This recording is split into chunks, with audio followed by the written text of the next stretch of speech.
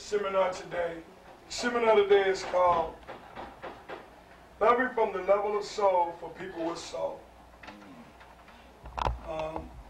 The sister that brought this and put this whole thing together, she has a vision. And the vision that she has is that it's my wife. The vision that she has is that we as a people, from the bottom all the way to the upper level, we're struggling. And and a lot of times we find that we're not struggling with the opposition because we know where they're coming from. We're struggling a lot of times with ourselves. And where do we fit in within our own self? And what part do we play in our own lives? This sister, my wife, she toils, she tears, she write on the back of newspapers, she write on napkins, she write all the time at work, and her play, and whatever she's doing. If she has a thought, she's writing it down. And it's really not a lot of words that I can say for the hard work that she put in. She does a newsletter, Getting Down with the Sisters. We bowl on Tuesdays, and many a time she's on the phone. She bowled with the phone in her ear, on the bowling lane, throwing the ball down the lane with the phone in her ear. And it really don't matter to who. Since I want to introduce, is my wife, Leontine Lee. Tell them say goodbye.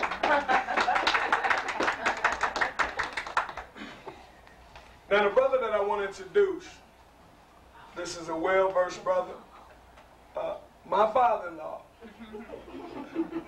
He's a wealth of knowledge. He's an inspiration in my life. He's raised 3 beautiful daughters. He has a beautiful wife and a host of family members. When you say Ingram, you say Chicago, especially the West Side. There's really nowhere you can go and somebody don't know an Ingram. I oftentimes, when I'm in trouble with my own self, I call this brother up. It don't really matter what hour of the night, and he always has the answer. And a lot of times I look within myself and say, how does he know what I'm thinking? Is it because he done been through the same thing I've been through, or is he, pulling the wool over my eyes? Is he hoodwinking me? But most of the time, he's right on point. I'm introduced to Sean. Say welcome to others. The Bhagwan, Afrika. Let's give him a hand. Thank you, Dave. And thank you each and every one for giving up some of your evening to come out and participate in this great process that is purposed toward the healing of our people. And when we talk about healing our race, you have to talk about love. There is no other starting point. Now you can say something in a very incidental way about politics, about economics, so forth and so on. But if you have not included the component of love in the recovery of African people from all of the horrors of the Ma'afa in 500 years of slavery, if you do not inject the component of love, then such recovery will never occur. Are you following me? And so we're going to be talking about love today, but we're going to be talking about love in a very different way, because I'm not an entertainer. Now, most of you have become addicted to entertaining discussions on love, a la Oprah Winfrey, a la Ricky Lake. I am not going to be talking about love like that today. So I want this understood from the outset. I will be talking about love in the sense that love is God. All mystics, all saints, all sages have said unequivocally that God is love. So you must bring to your participation in this discussion this evening the same kind of respect and sacredness as if we were discussing God. We will be in church We will be in synagogue. We will be in temple this evening. And you must bring that kind of perspective to it. This will not be entertainment. It will be on the verge of worship. Because love is what it's all about. Everything that you do in your life is purposed toward coming into the experience of love. And remember, if it does not lead to the experience of love, then you have simply wasted your human existence. And you must be clear about this. So we're going to have a real heart-to-heart talk, like family. And we're going to be exploring love. But we're going to be exploring love in a very sacred way. And I will need your cooperation in that matter so that we create the right milieu, the right atmosphere. Now my understanding is that our topic today is loving at the level of soul. So we're going to talk a little bit about finding the soulmate. A few things have to be understood, and then we will begin to examine the topic in detail. And remember, when we begin such an examination, you must approach this subject a very different way. Ordinarily, you only follow these kind of arguments with your head, with your intellect. You will be following the logic of my arguments on love. Good, because you must do that. But more than that, you must also at the same time and simultaneously hold your life and your living in the palm of your hand. Follow me logically, but also follow me with your heart. Take your relationships out of your back pocket and out of the closets and set them up. And do two things. Listen to this argument that I will be giving you and watch your relationships. How many are in relationships here? Good. And become very conscious of your relationships. How many not in relationships? That's a kind of relationship. Right? You two get close, y'all change seats. Somebody change seats. But unless you look at this actual living that you have done within the context of the logic of this argument, you will miss. And you must be honest. You must be truthful. Again, I am saying we are approaching this in a very sacred way. This is not Oprah Winfrey. This is not Ricky Lake.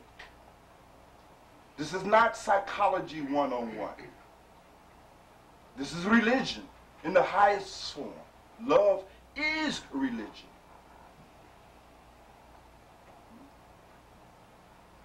So you must bring that kind of respect to this topic and make it holy.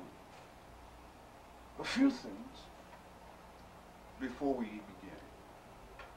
First, you must locate the very position from which you are moving into relationships.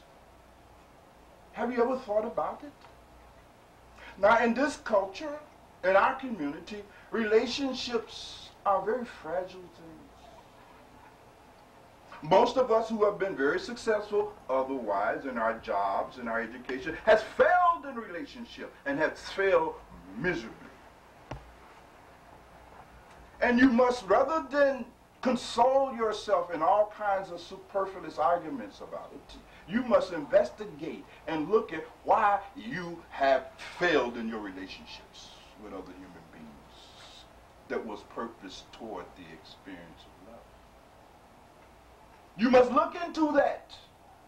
You must see what is in you. You must find out something about yourself that is responsible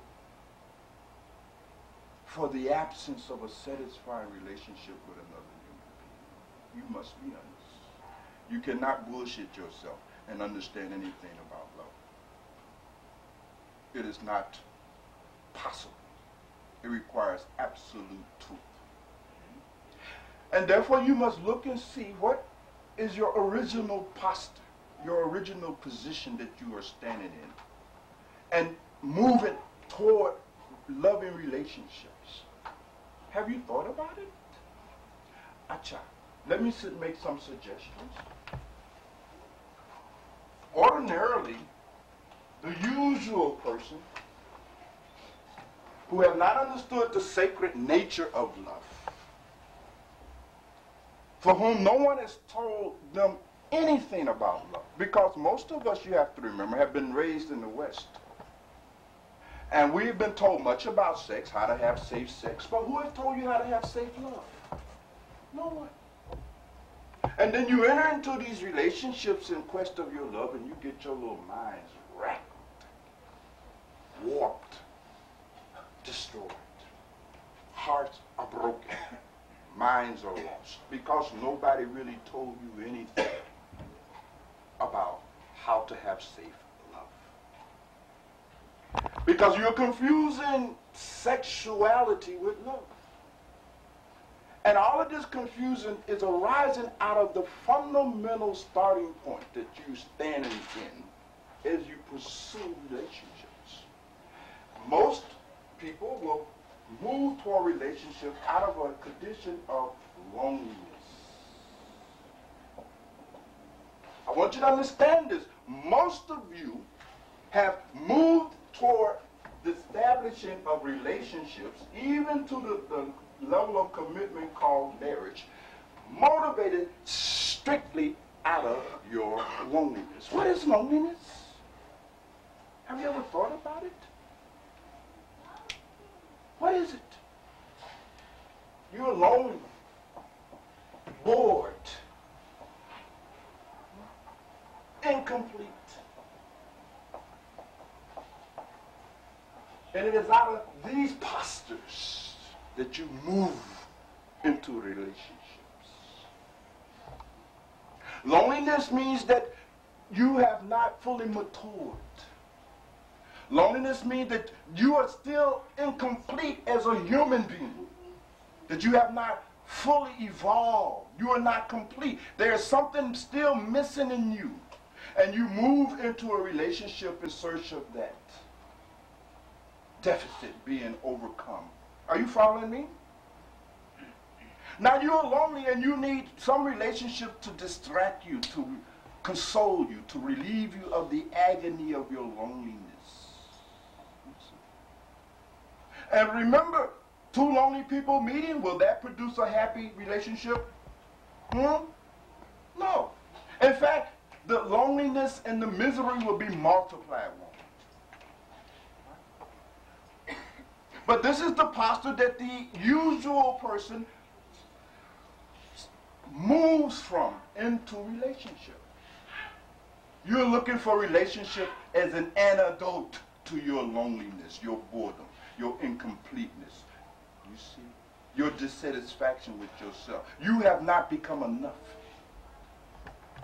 You're still egoically immature.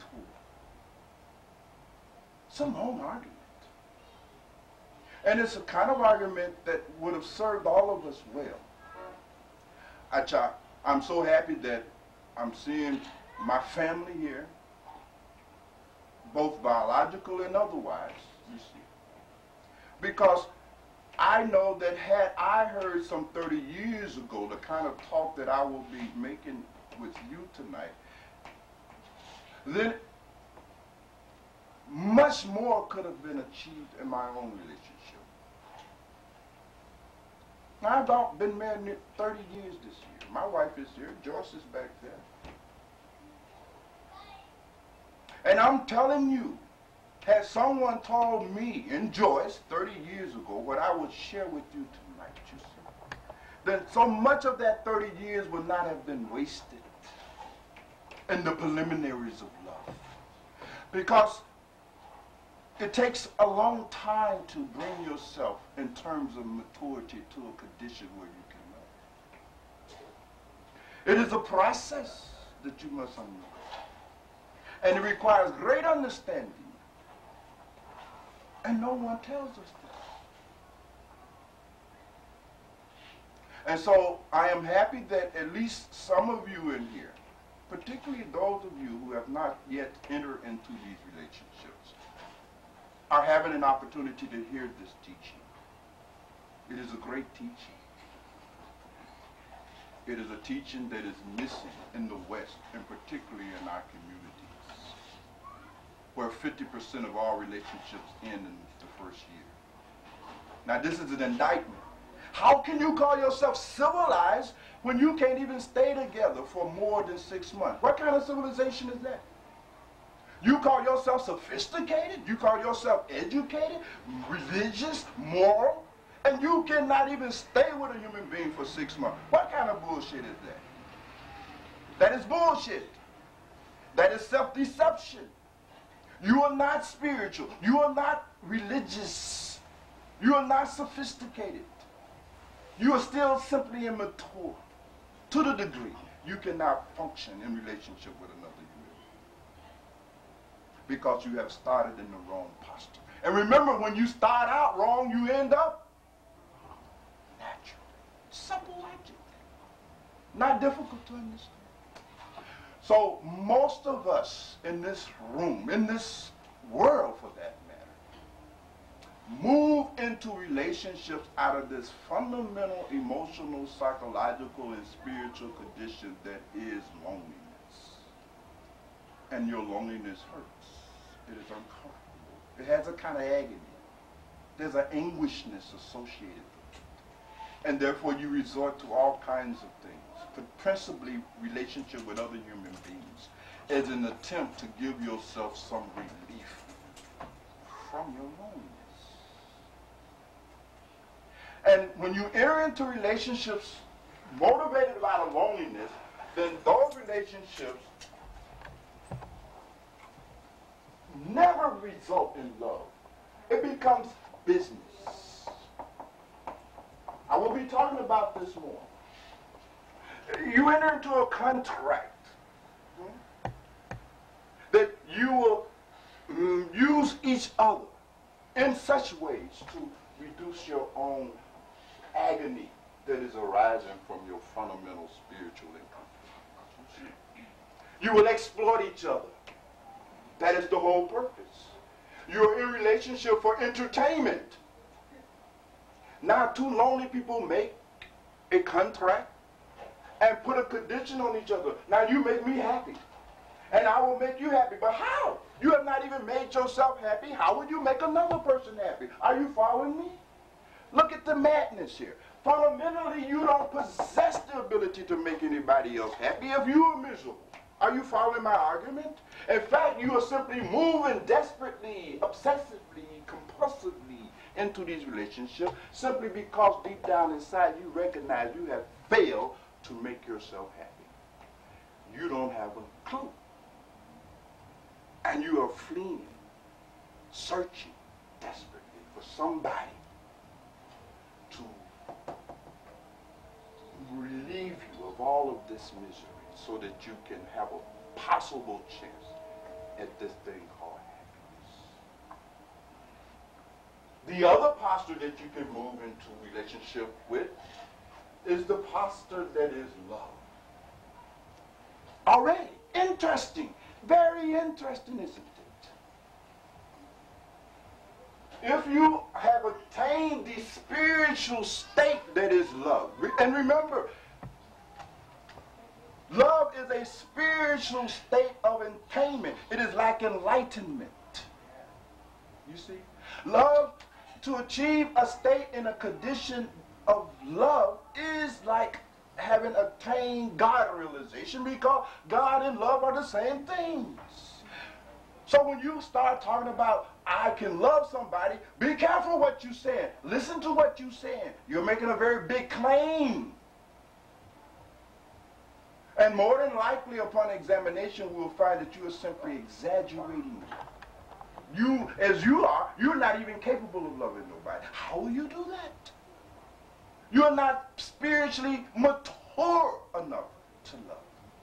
You are in a state of incompleteness. You are moving into relationship for purposes of completing yourself, for adding into your life those activities and people to overcome the deficit that is there because of your lack of spiritual maturity.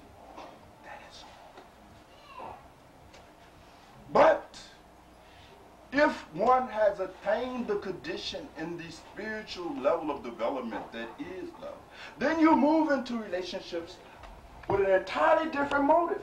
You move into relationships to give. Interesting. You will know where you stand simply by looking. Are you in relationships to give, or are you in relationships to get? These are the two possibilities open. And remember, most of you have moved into relationships to get something. You should please make a note of it. What was it that you were looking to get in the last relationship that you were in, or in the one that you stand presently? Look at it. Go into that. Examine it. Look at the relationship. And you will find that you are simply involved with the other person completely to the point of selfishness, where you're only trying to get. Even when you give something in this kind of relationship, you never give it. There's always strings attached. Are you following me? Yes, Gurudasa, you give something, but you want something back. That's not love. That's business. Nothing wrong with it. I'm not condemning it. Simply don't be confused. Don't call love business. That is business. You understand?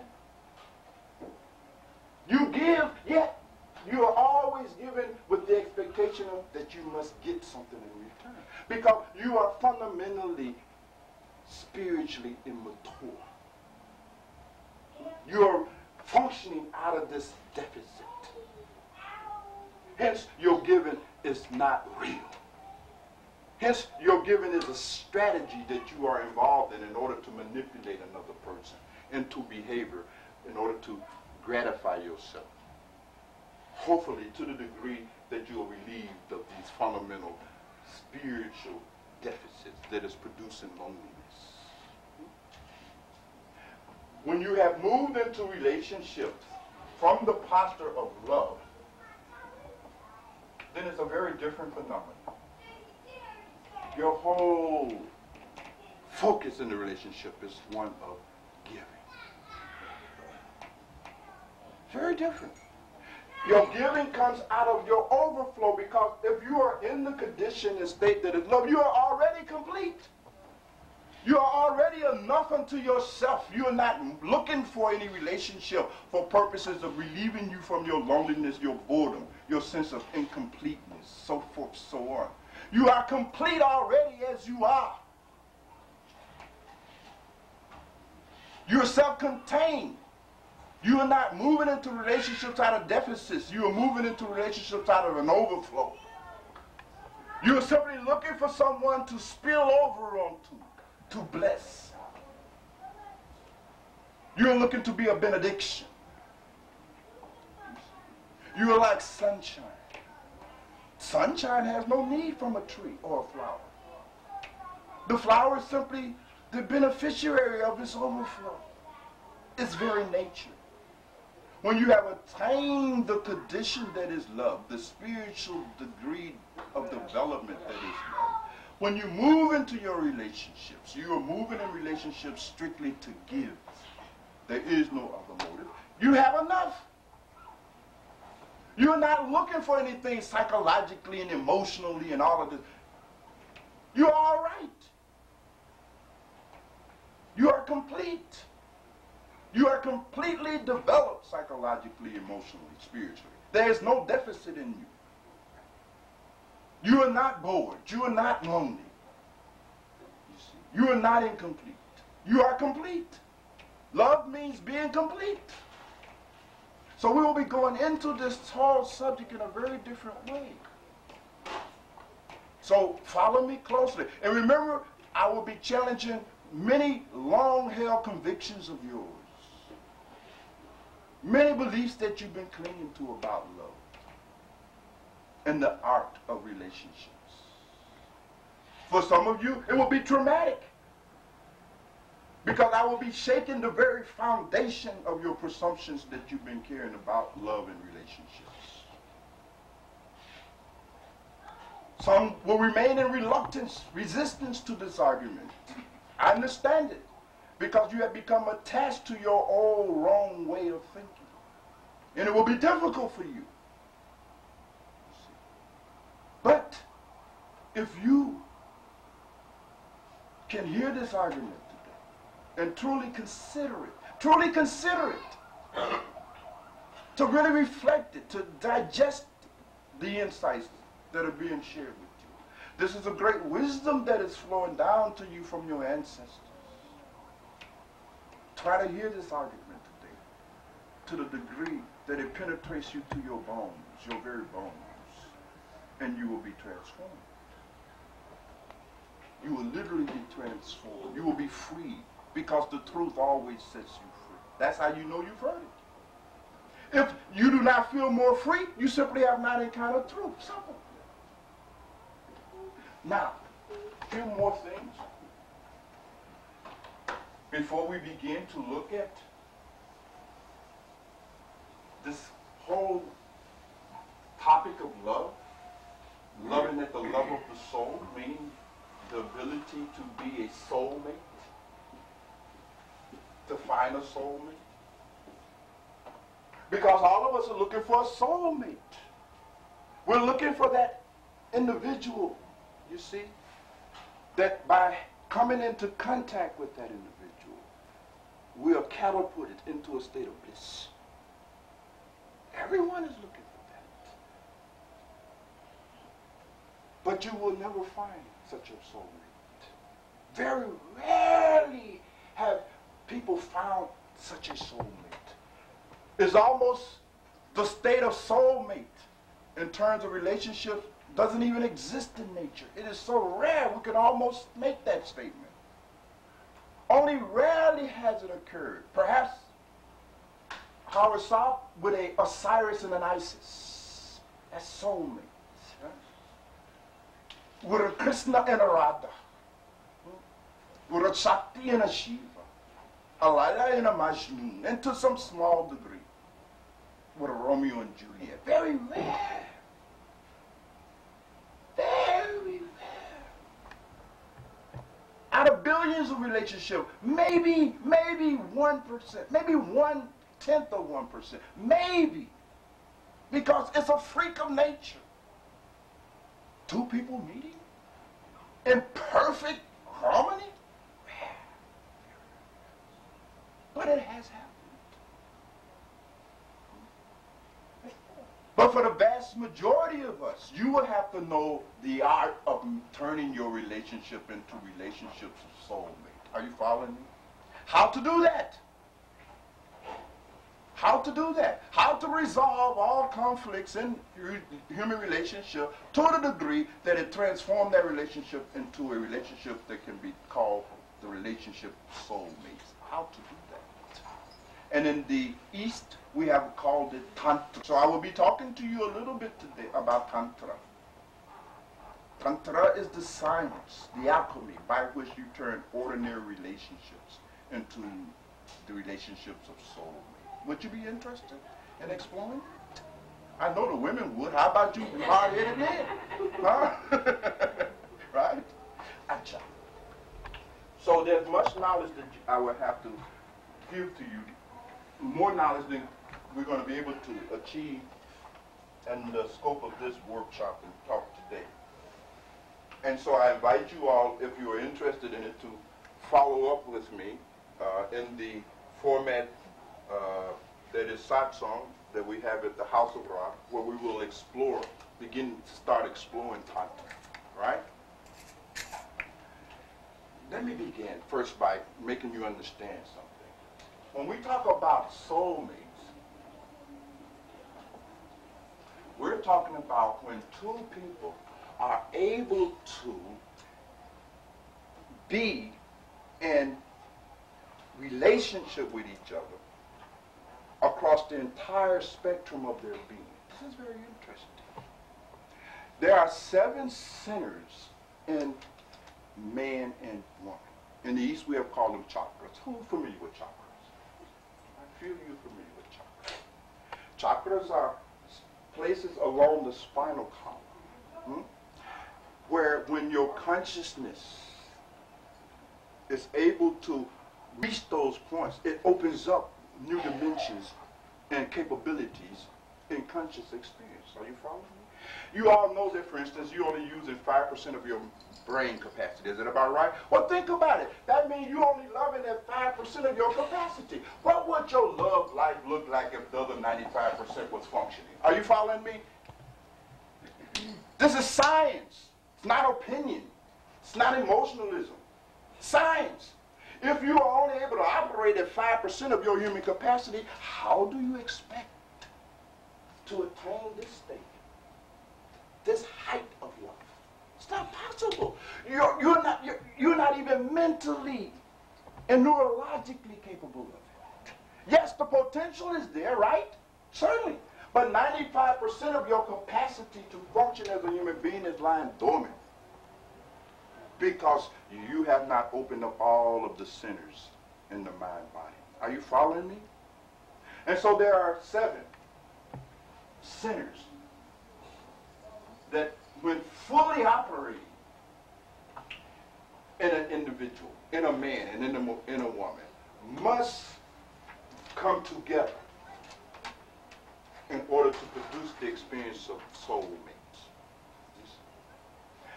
The highest one has been called the Sahasrara.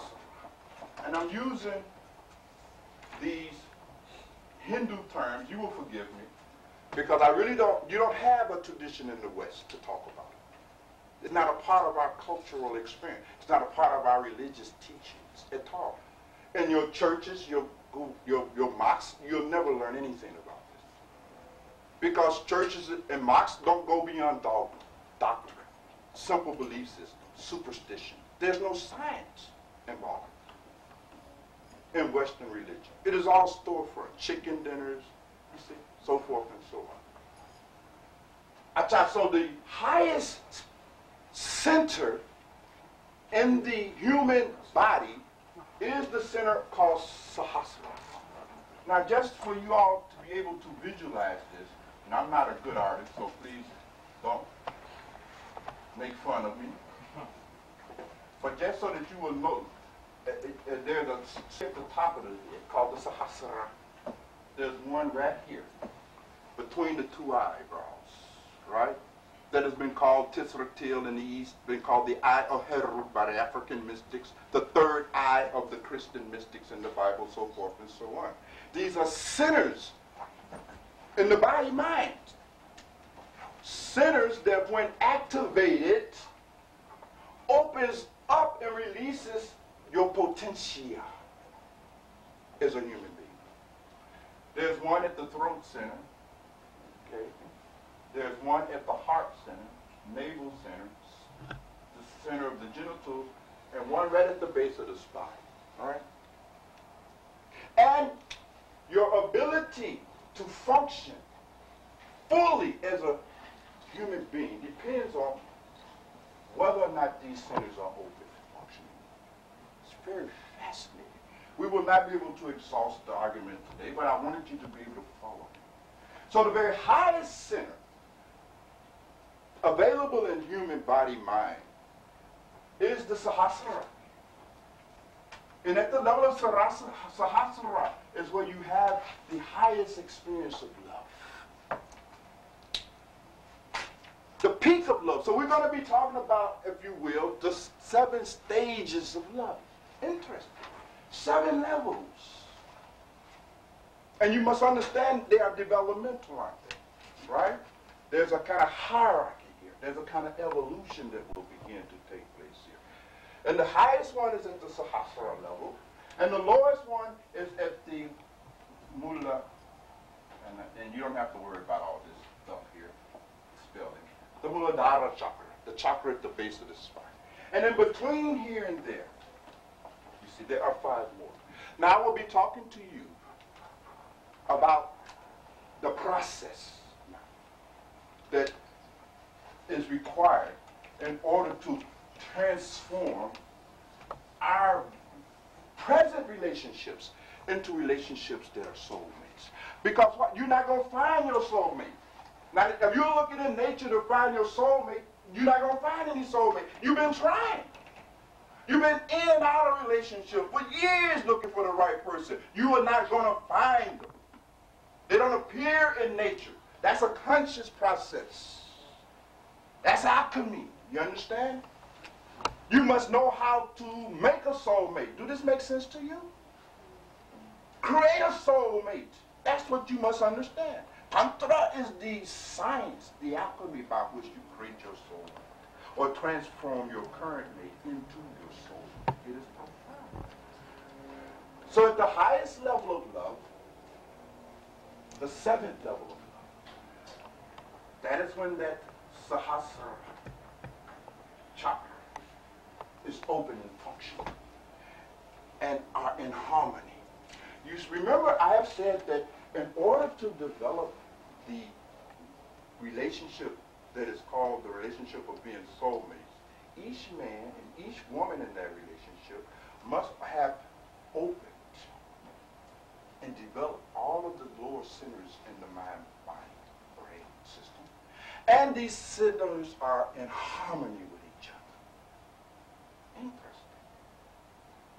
And when you find a woman or find a man who have all seven centers open, and you have all seven centers open, and they are in harmony, this is what produces the condition that soulmate. It is an incredible condition. It is not two souls. First thing, it is extraordinary. It is one soul in two bodies. It is a condition of absolute oneness. Absolute oneness. Two bodies, one soul. Two bodies functioning as one soul. There's not even the slightest, tiniest distinction. Nothing separates the two. They have merged into each other to the point of disappearing. Like when you put sugar in water, it simply is dissolved. Now you cannot separate the sugar from the water. It's like, as Smokey Robinson, the great African-American mystic out of Motown, Detroit, has said, right? It's like trying to take the wet from water or the dry from sand. It is impossible. It is merged. You have become one. And the experience is one of bliss. Just absolute bliss. What is bliss like? You can't imagine, because all you've ever known is pleasure. And temporary pleasure at that. So you don't know what bliss is. The mystics have said bliss, the best example they have used for it is like, try to understand when you have orgasm.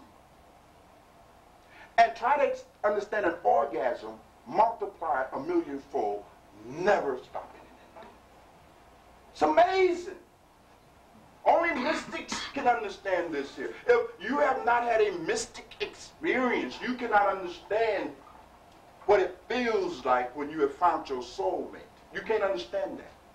When you have really brought yourself into a condition that is the condition of being in soulmates, when you have brought your relationship to that level, it is impossible to understand that level of bliss unless you have had something like the experience called enlightenment. Because remember, I have said that when you are able to come into a state of this kind of love, you have attained the same thing as a Buddha. You have attained the same thing as Jesus, as Mahavir, as Muhammad, as Moses, as Kabir, as Dadu, as Osiris. There are two paths, essentially, for the finding of this level of bliss that is available to us as human beings. The first one is meditation.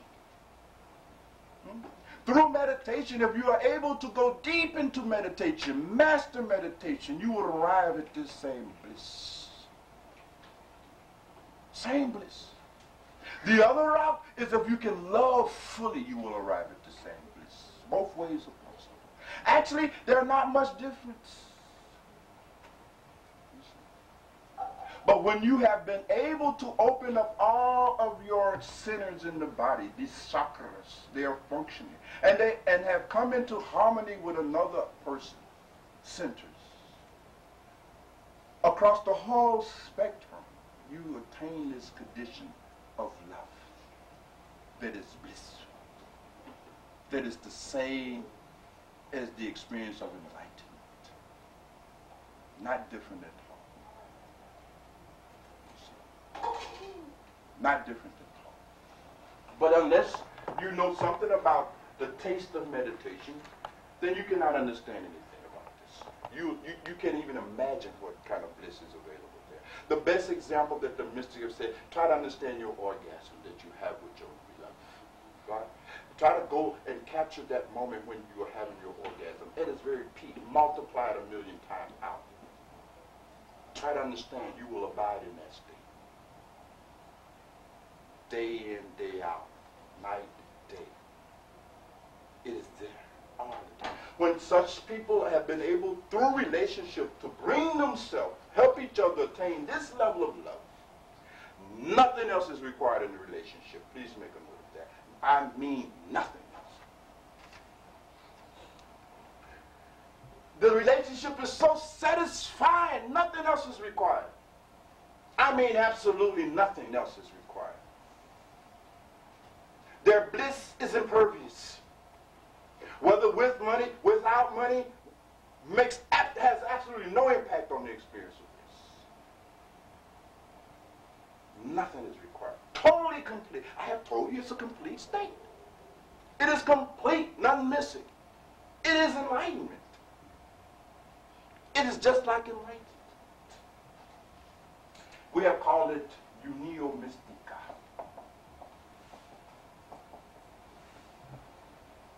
Mystical union. The great unity, the great oneness. So this is the highest form of love. This is the crescendo of the experience. This is the peak. It don't get any, it cannot move beyond this point. This is love when it is manifest in its fullest sense of the word. Maybe 1%. Maybe, and I'm being generous here, maybe 1% out of all the billions of relationships that people are in, those relationships will ever move to this point. Maybe. The next one, right beneath this experience of love in your relationships, is the experience that is had when 6 sinners meet. And people are in harmony at 6 centers in the body. The chakra has been called the Ajna chakra. The chakra here. All right? And that now creates a kind of relationship that is best characterized by the term aesthetic. The experience of beauty. You might be able to understand this. Is there any poets in the house? Any musicians? You a poet or a musician or both? Used to be. All right. There's not much distinction. But you're a musician, brother? So you know that when you're playing music, and you with your instrument of choice, you know that's a special relationship. You and your instrument. And you know in music they have a thing called a major chord, right? And when you hit that major chord, ooh, it's nothing like it. It really is nothing like that. It is the experience of beauty. When you are able to function across 6 levels of the mind-body, when those 6 levels between 2 people can come into a kind of harmony with each other. It generates in the relationship the experience that the artist has with his art, the musician with his music, the poet with their poetry, the dancer with the dance. It's just an experience of beauty, sheer beauty. Beautiful. Not a oneness. Duality has in it, subtly, but it's very subtle duality. You see? It's a communion. They are in deep communion, like the musician and the instrument. Have you watched Coltrane play? You watch Miles? Look at him. It's orgasmic. It was the first thing I noticed with musicians. Their eyes are closed. And every night they open them, but you know they're not seeing you. You see? They're not even there with you. They're somewhere else. They're in a different space. Great singers, you can see it in their eyes when they're immersed in their music. You know, and Aretha's gone somewhere now. You know, and you just getting the overflow of what Aretha is at now. You see? Her music is just, first it's filled up and then it overflowed on you. It's an experience of beauty.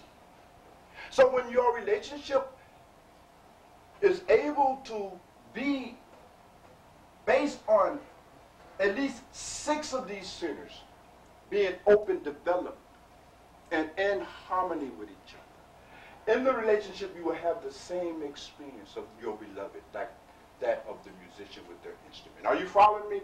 Now, just to be with your beloved is just the experience of beauty.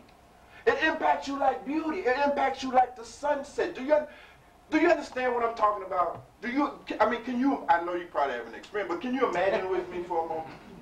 Use your imagination. Right?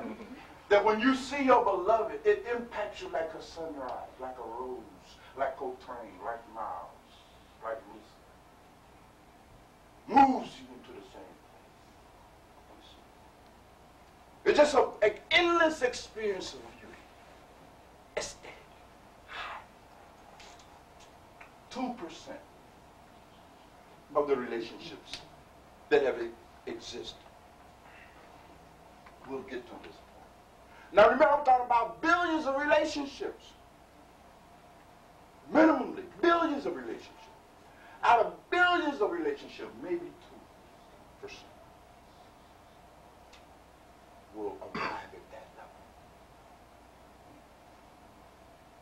Have anybody seen their relationship yet? I'll begin to your level soon. You know what I mean? So just be patient because you come last. Right beneath it is when 5 of the centers in the bodies are open, developed, and are in rapport. The man and the woman have 5 of these centers open and functioning and are in harmony. That produces another kind of experience in that relationship. The chakra, incidentally, that is associated with that is the throat center. They call it the Vishuddhi. That chakra is functioning. You're able to function up to this level. And this relationship is characterized by a kind of great morality. A great harmony is there. What the African ancestors call harmonia. Yes, there's dualism. Yes. They are not even as much in union as those who are at the level of the aesthetic experience. There's more distance between them. Yet great harmony. Great synchronicity. Together they almost can still function as one. No conflict. A great moral kind of relationship. Based on righteousness, they can treat each other right. There is never any experience of being treated wrongly in a relationship. That does not arise. The relationship is righteous to the point of being flawless. And hence, almost no experience of conflict. No conflict at all. It is a moral, truly moral relationship. It is based on great understanding and intelligence.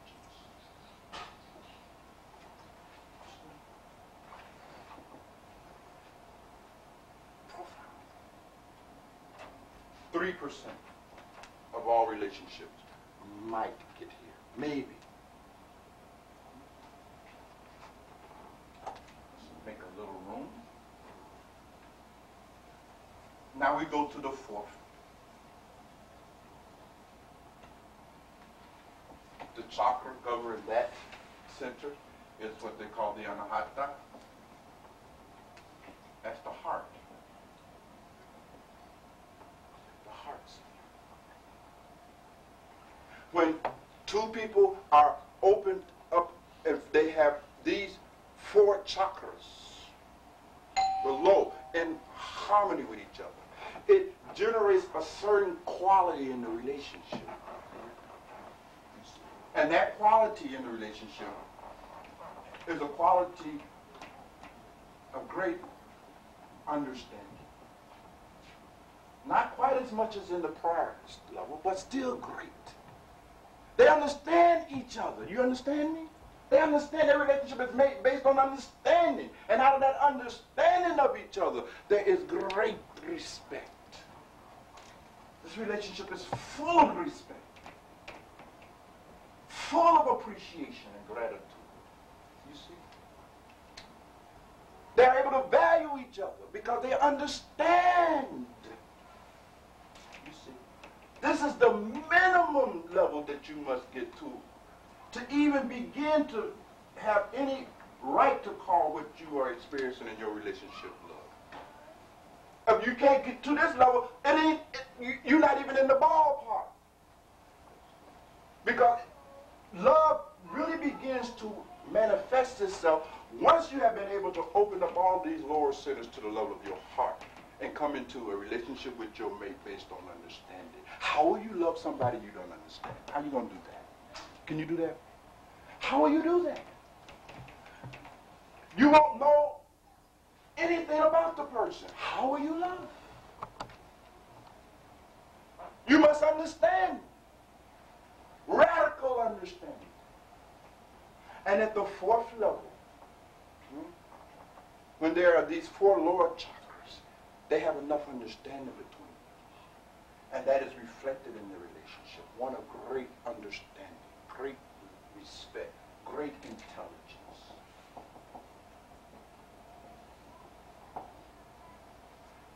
Maybe 4%. Maybe 4% of relationships.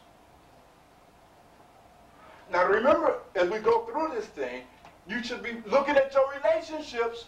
Don't just be following my argument logically here.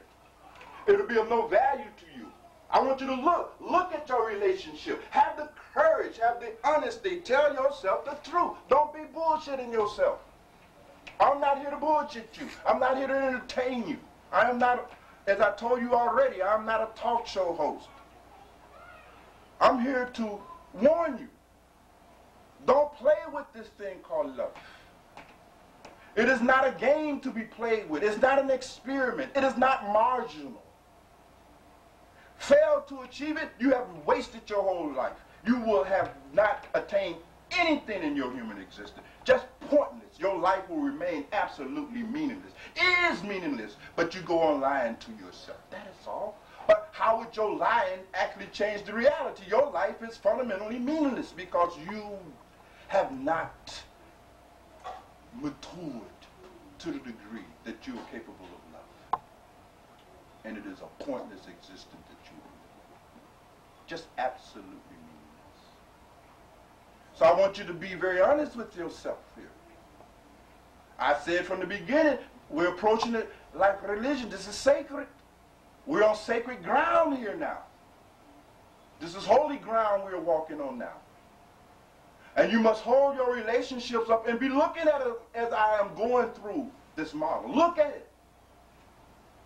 Look at it. Where are you at? See it. See it. Don't deceive yourself. Don't play no games. You played enough games already. Now stop playing these silly games. Stop playing games. Acha. Let us continue. The next is when you have these going down. The next is when you have 3 of these chakras. The 3 lower chakras are open and are functioning in the man and woman and are in harmony in a kind of ways. This chakra here is called the Manipura chakra. When your relationship is based on the corresponding harmony that is resulting from the three lower chakras working in the relationship between the two individuals. This experience now becomes very dualistic. I mean, you are clearly individuals now.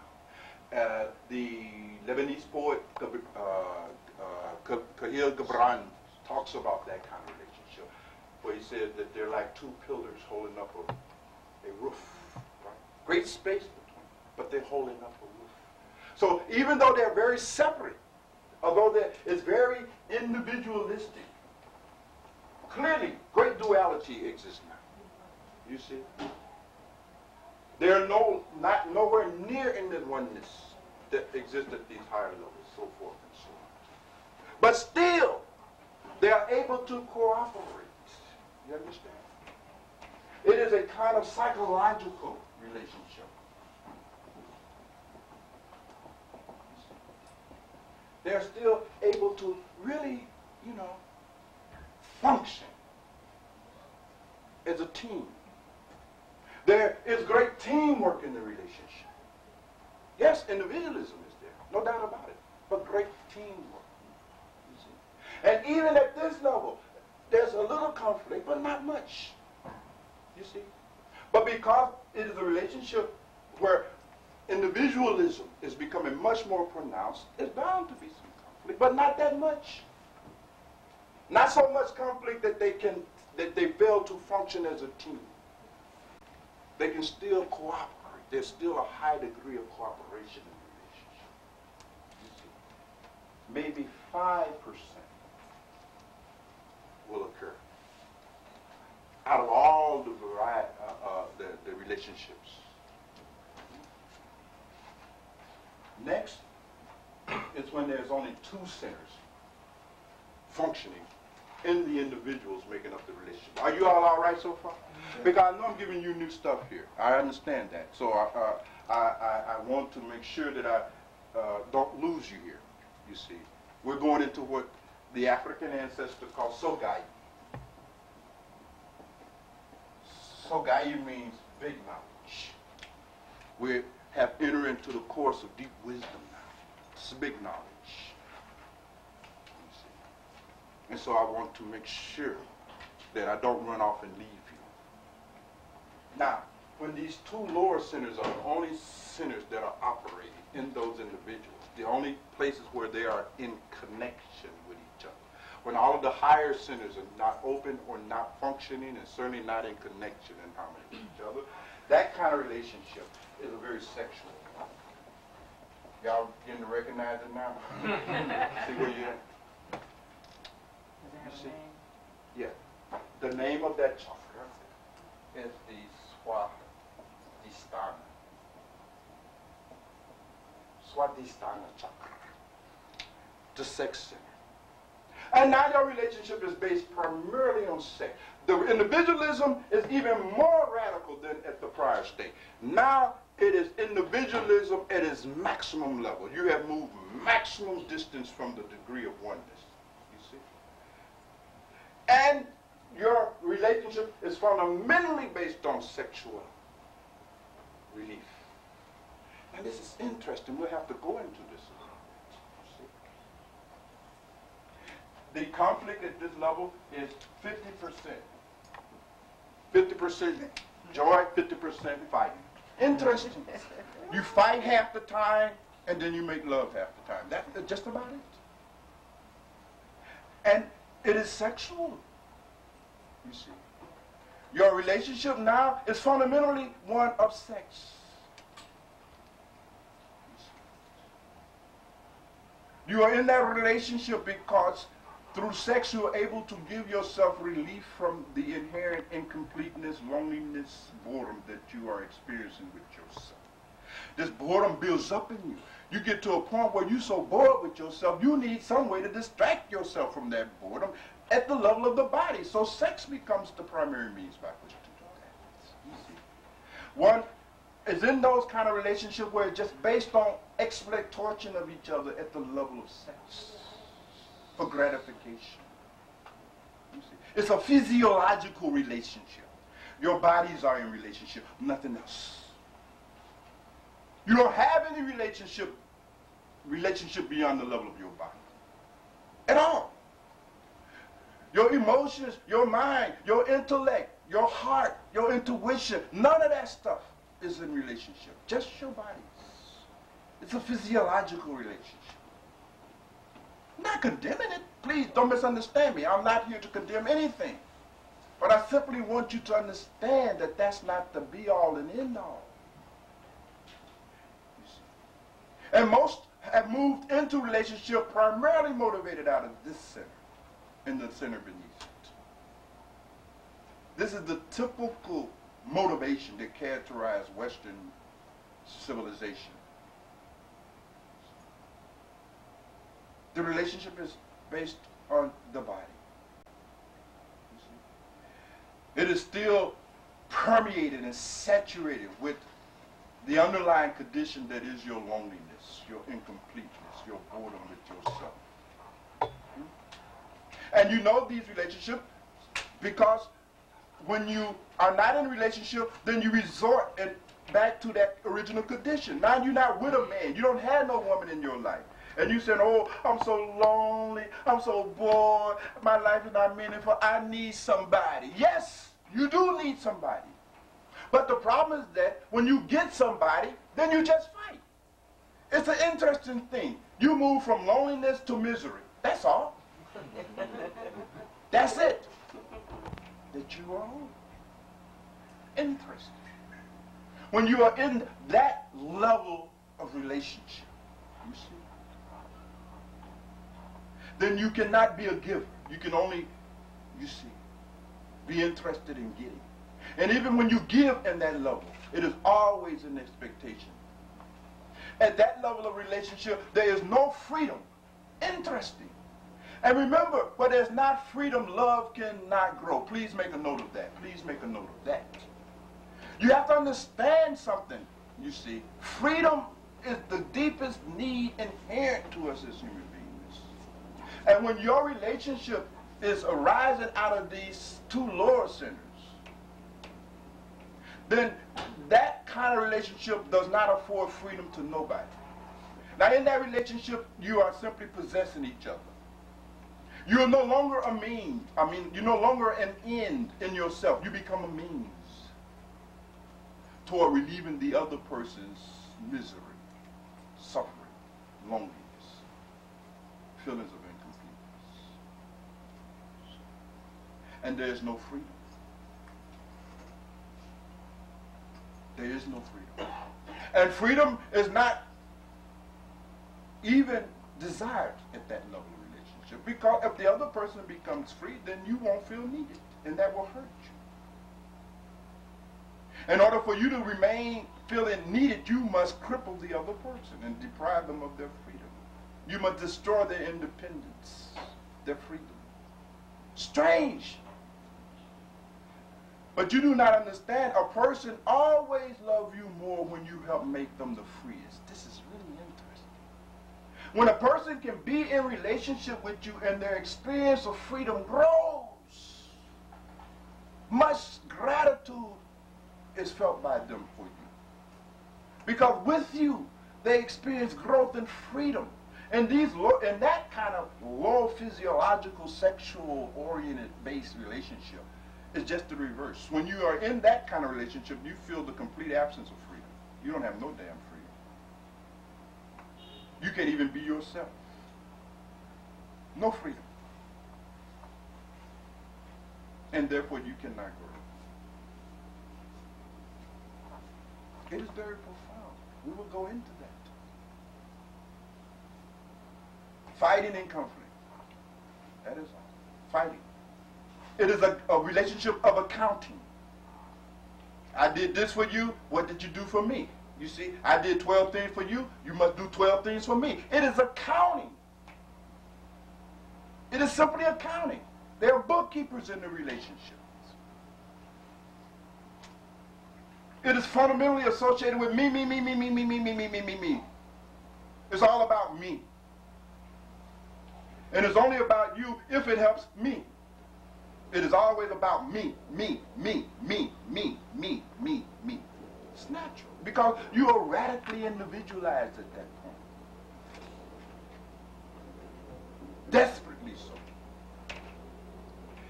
It is one of the ugliest kinds of relationships that human beings fall into. But still, it is not the lowest.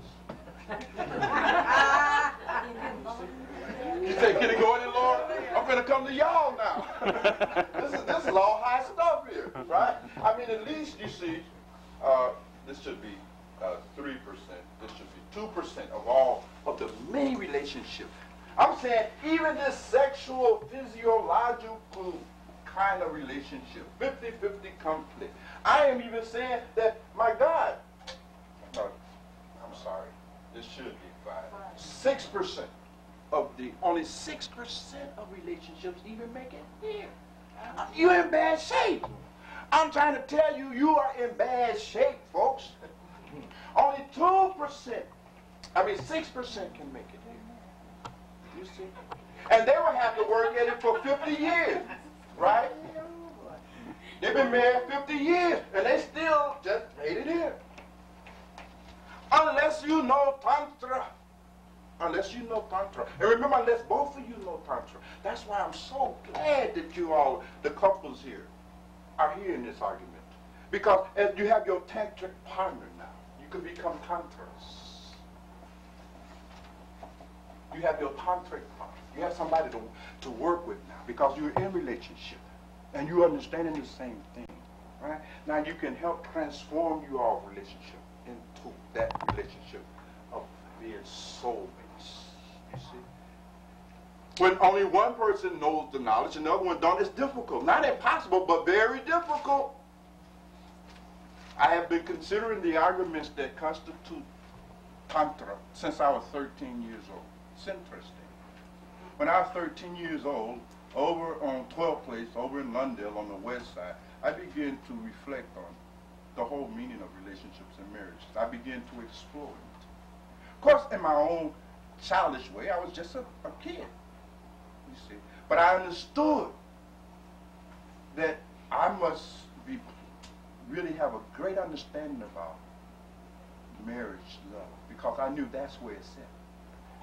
I wasn't so much worried about what I would be in terms of a career, whether I be an engineer or be a lawyer. No, I was wondering and worried about what kind of love would I be? How would I be able to attain? I was concerned about that. Even at 13, I began to read William James and Roland Mays and Sigmund Freud and Socrates, because these people I thought knew something about it. Of course, in a few years, I discovered they didn't know nothing about it. But I was 13, you see. I was going with what the culture had said, you know, the one they had held out. But the point I'm making is that I have always been in search of that. But it is a freak in our society. I am a freak. I am a mutant. I am the exception. I am the link to the next species. Homos novus, new man. And 30 years ago, the knowledge was not even possible to hear in the community. You would have never been able to sit here and hear this. And we suffered. I suffered as a result. Both people must have the knowledge to do Tantra. So those of you who are here together as a couple, this is great. Those of you who are not here as a couple, I suggest you get a copy of this video and sit down with your mate and try to hope that they can understand this argument. Because if they cannot understand this argument and enter into a great cooperation with you, you're not going to have the experience of soulmate. Are you understanding me here? Yes. You're not going to have it. It's not going to happen. There will be no transformation in your relationship with that person, period. I mean, period. You will remain miserable in a relationship, and they will remain miserable. And you will simply go on being two miserable people in relationship, too arrogant to acknowledge that you don't know shit about it. That is all. Be clear. And your love is too important to play that kind of game with. Why would you play with your love like that? I mean, really. What can you possibly think of achieving in this life that is going to be more important than love. Don't play yourself like that. You see? It is a serious matter. But it's good that you are here in the argument now. I know personally, you see, if Joyce and I 30 years ago could have set in on this kind of a workshop, how much it would have served us. You see? And out of your love relationship, you can give birth to loving children. It's interesting. The whole society benefits when you are able to achieve this state of soulmate, because your children will come out of that kind of womb. There will be children born of this immense love. Can you imagine a culture and a society made up of people that are in love like Osiris and Isis, or Radha and Krishna, or Lila and Majnun, or Romeo and Juliet? Can you imagine? This is possible if we learn this art of transforming ourselves and take love very seriously. Problem is, you see, we don't take love very seriously. You really don't. Because you think there's something more important than love. Well, Bhagwan, damn, I don't care about that. Let me get some money. All right. Now, what can I do with you? You're just a fool. There's no way to reach you. You belong to the next level. I got to wake up. Everybody was asleep. Now I'm coming to you so you can get in with this now. All right? I come to you now. Where there is just one center functioning and operating between the two individuals, and that is the Maladharaj.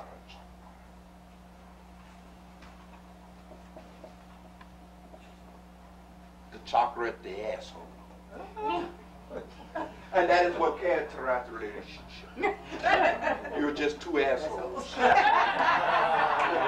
That is all. Two assholes.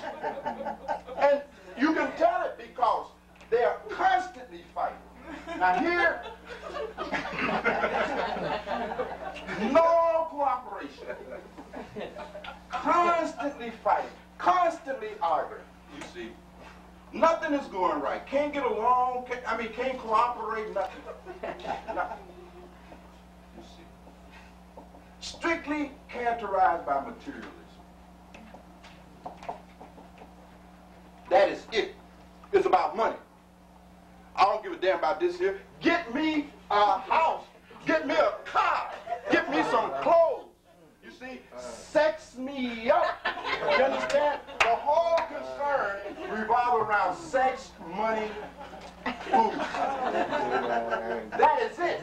And they're like dogs in the thing. You see how you do a dog, you put one part of food out and how they'll fight over it? That's how it is. There's only one center operating in them that is open. Hence, they are functioning out of the very lowest state of their humanity. The level of an animal. It's animalistic. You see? It's animalistic. Sex, but we don't want no damn children. Animalistic. Do you understand me? Because sex is a means for you to deal with your loneliness. It ain't got nothing to do with no kids.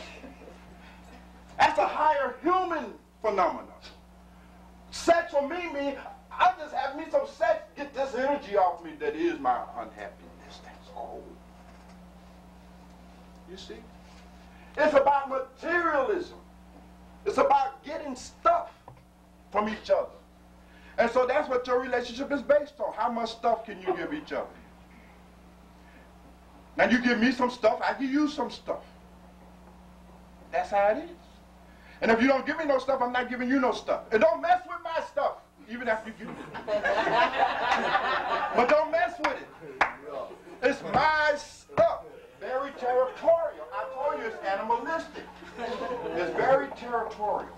So like you see animals piss all and not their territory. You know, this is a dog, so you seen them Catholics, they do that kind of thing. They piss and march their bush and very territorial. My stuff. And the emphasis is on mine. Don't mess with my stuff. Fight, kick, and do everything. Materialistic, absolute absolutely the ugliest kind of relationship available to two human beings. Just the lowest level. You see? Just the lowest level. You see? Just an ugly phenomenon. You see? That's the very lowest level. And only 7% reach there. Now here's the next one. Now here's where the rest fall in. The other 93%. Where the other 93%, where there is no chakras open or connected. None. This relationship is based strictly on exploitation. Strictly exploitation. Like masturbation. You understand? It's masturbatory. It's even lower than sex. Strictly, that's almost criminal.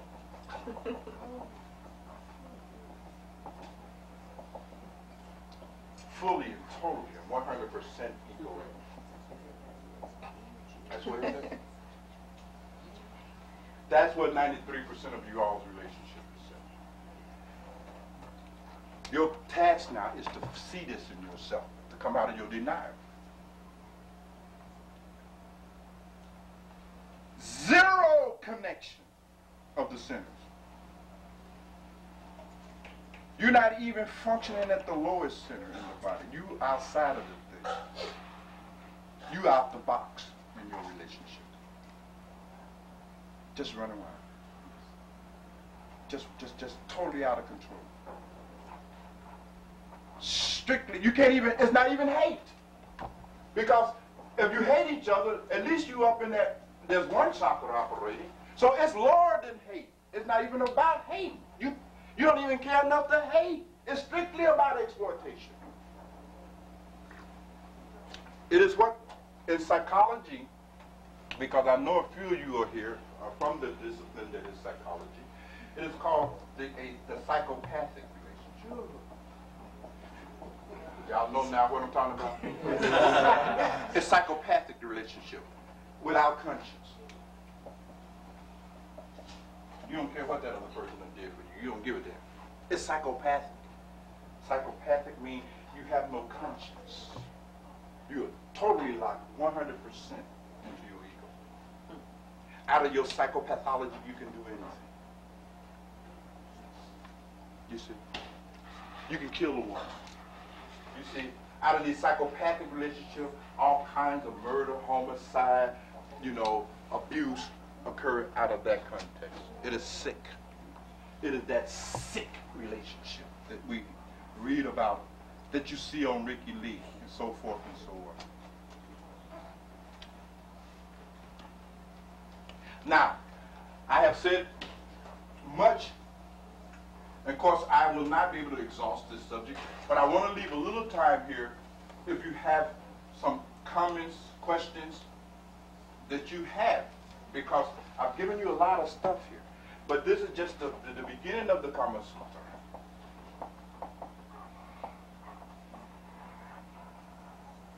The teachings on love.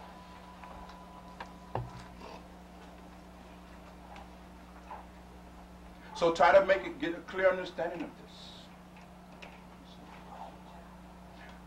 Because unless you enter into a Tantra practice, you cannot transform the relationship. So I will say just a few words about Tantra. What Tantra is. Tantra is a technology of transformation. Tantra is a way of transforming yourself. And if this Tantra is made to relate to your relationship, it transforms the relationship. Try to understand that all of us are always trying to change something that we're doing. You try to make changes in your life. I hear it all the time. Well, I want to change this, and I want to change this about myself. I want to change this about myself, but I can't change. Why? Why? Why is it that you want to change, but you can't change? What is it that is stopping you from changing? Have you ever looked into that? It is interesting. What is the barrier against change? Because you're trying to change things. You're trying to change situations, circumstances, conditions, activities that you're involved in. You're trying to make changes, but you're trying to make changes on the peripheral of your life. You cannot make changes to things and conditions in your life unless you change who? Yes, sir. Tantra work, because Tantra is the art of changing yourself. And that's what you never do. You try to change things you do. Are you able to enjoy the distinction? Are you with me? You trying to change the stuff you doing. How to do that? When you have not changed you. Tantra is about changing you. Now ordinarily, when you are contemplating and debating to do or not to do a thing, essentially what you're doing, you are either repressing, that is the not to be part of it, right? Or you in indulging it. Tantra is neither indulging it nor repressing it. It is balanced. It is transcendent. It is seen for what it is. Tantra is based on self-awareness. That's what makes it work. Because through self-awareness, you change you. And unless you change you cannot change the stuff you do. Are you following me now? Yes. And remember, Tantra is not psychology or psychotherapy. It does not belong to the culture of psychology. The culture of psychology and psychiatry is infantile. It is a midget. The culture of psychology and psychiatry has as its function merely to console an individual. That is all. To make you comfortable with your phobias, your neurosis, your psychosis, your schizophrenia, either through psychotropic drugs or through cognitive therapy. But it all has the same goal. It is simply to make you able to function, to console you. It has the same role that an aspirin plays in sickness. It is something to give you temporary relief, and that is all.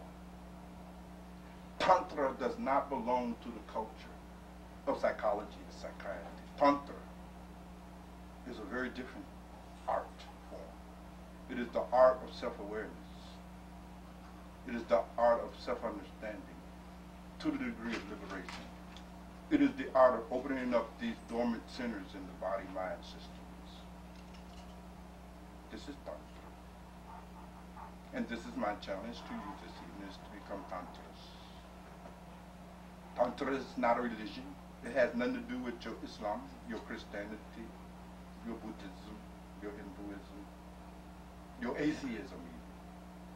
It does not interfere with it. Because all that stuff simply rests on your surface. It's superficial.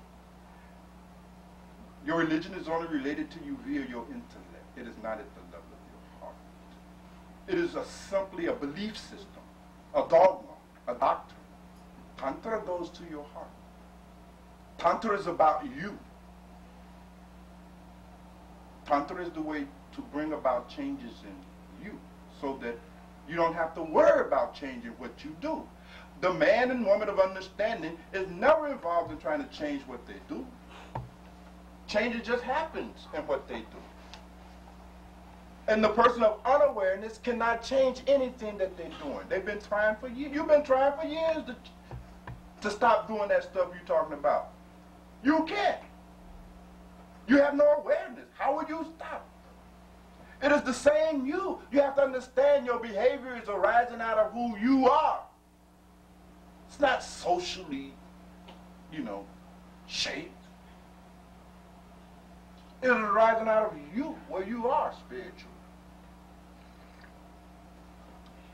Any questions?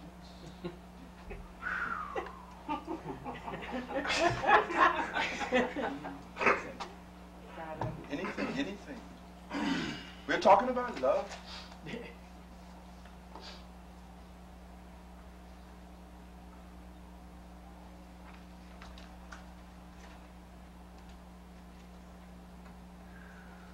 So in future classes, you're going to be giving further instruction to us about developing this? If you like, It depends on what you all want to do. You see. It depends on what you want. Because here tonight, Satrani have only really touched the basis. You know how I am, right?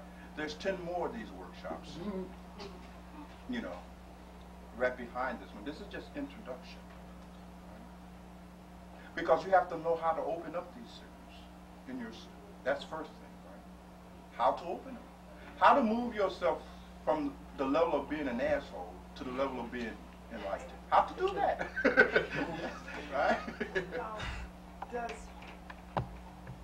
I guess I'll ask, does meditation play a role in opening these centers? And if so, could you just talk about that a bit? Yes.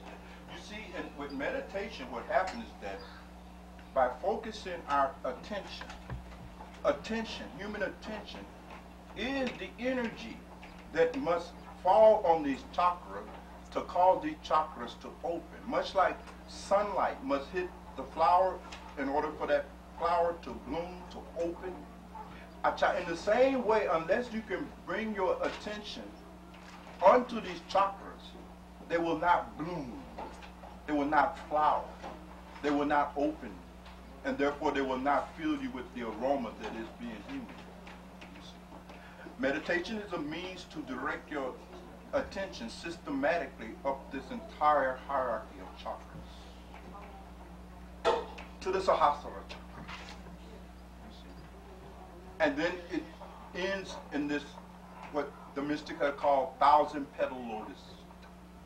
That is like 1,000 petals opening. It's so beautiful. The ancient African mystic used the lotus as a representation of that, the lotus flower, you know, opening above the water, the muck and mire. You see? It is rising above the muck and mire. Pure, crystal.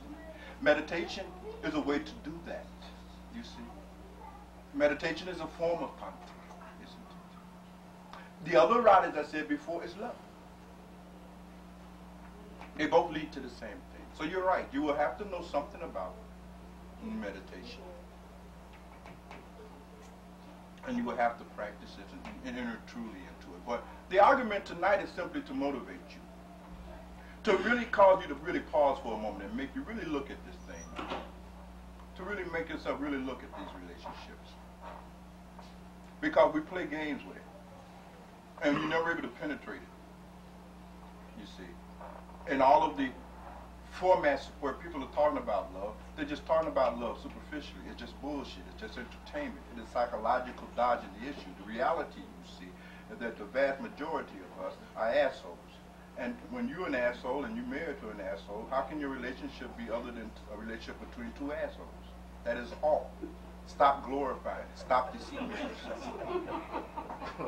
Stop blaming each other. Stop all that nonsense. And rather, become committed to a genuine process of spiritual development so that you may transcend being simply an asshole and don't know it. Everybody else know you're an asshole. You're the only one that don't know. Now this is ridiculous. Now this is stop. This is foolish. You see, everybody know you're an asshole except you. Now this is sad. That's what you told him last night? I said, you should need you last night. Yes. When you say change, are you meaning, or what exactly are you meaning? I guess what I should be asking. Spiritually, what I wear, how I act. What do you mean when you say change? Well, all kinds of change, David. I mean, all of us are involved in all kinds of ways of. It's the culture of what we call self-improvement. That whole culture of self-improvement, which has dominated the Western world, is about how to improve ourselves. I need to lose a little weight. I need to stop smoking or stop drinking. I need to do this. I need to do that. There's always some project that is lurking in the back of your mind that you know you need to work on as it pertains to yourself. I need to get a better control of my temper. You know what I mean? I need to, you know, all kinds of things. You must know because we all make them. Problem is that life keep on going and you keep remaining the same in terms of your inability to make any of those changes. And what I'm saying is the reason you can't make any of those changes because those changes are peripheral to you.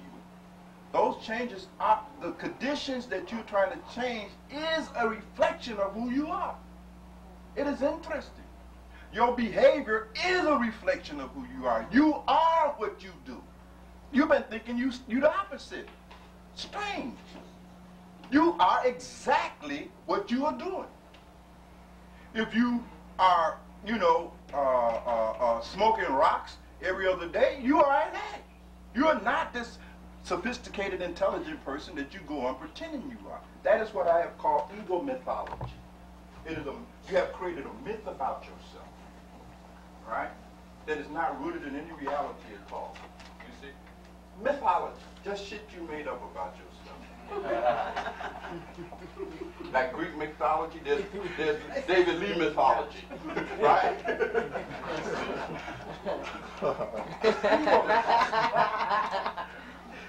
Ego mythology is the same as your vanity, It is your arrogating to yourself qualities, virtues that in reality you really don't possess. You've been saying, I'm honest, I am loving, I get along well with people, all lies. Because in your actual life, your life is made up of your actual behavior. And we find no evidence of you getting along with nobody. So what are you talking about, you cooperative? Nonsense. That's mythology. Your behavior, your actions, you are your actions. Period. And so you must look in cold-heartedly and in a way that requires ruthless honestness. You must look at actually what you do.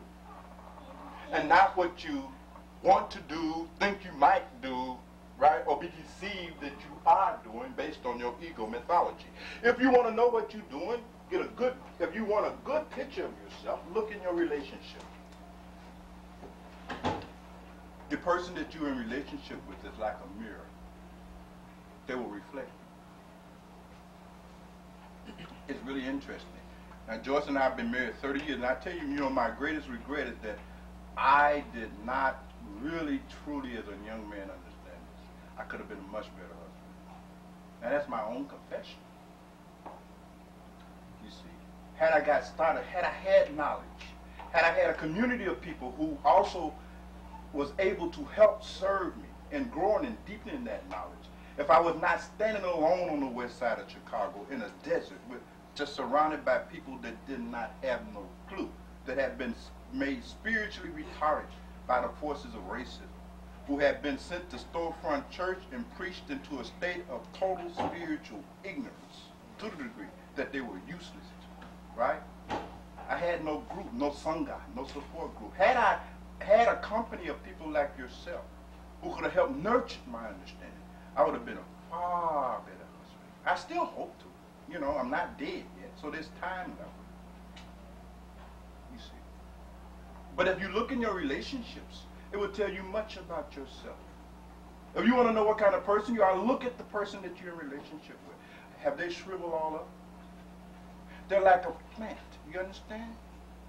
Look at your plant. That other person that is on the other end of your relationship is a plant. Look at your plant. The leaves are falling all off of it. It's all brown. Ain't been watered. Shit. Ain't been watered all year. Right? Gets no sunlight. It's dead. Because you have not nurtured. The function of love if I am moving out of the posture of love into a relationship, I am moving into a posture of nurture. My whole goal in the relationship is not what I'm going to get. My goal is what I can give. How can I help bring this person to self-actualization, as Maslow called it? How can I help bring this person to full human development? How can I be a servant in that process? How can he or she become fully integrated as a human being as a result of my role in their life? Yes, sister? Okay, my question is, what if you're not in a relationship? What would you use to measure? Just looking at the very fact that you're not in a relationship will tell you much. You see my point? And you must find out what it is that is responsible for your not being in a relationship. And you see, actually, no relationship is a relationship in itself, right? So you must look into all of that. Now, a lot of times, sister, we're not in a relationship because we're full of fear. You see? And there's some people, particularly people that are functioning at the lowest chakras, chakra number 1, they're not in a relationship because they're terrified of being exploited. If I go into a relationship and do all this thing that they think is loving, right? They'll take advantage of me. That tells you, you first of all, you're not moving from a posture of love because you're still looking for what you're going to get. You're worried about being taken advantage of. A person that is truly in a condition that they love, how can you take advantage of them? They want you to take advantage of them. That's why they're there. They're like rose. A rose wants you to smell it. Wind wants you to let it caress your cheeks. Water wants to satisfy your thirst. And a lover wants to serve. But if you are fearful, then that means you are simply functioning out of the lowest possible condition. That is all. And we mustn't glorify it. You must lose all sympathy with holding that posture of singlehood. The penalty is that you will simply be miserable.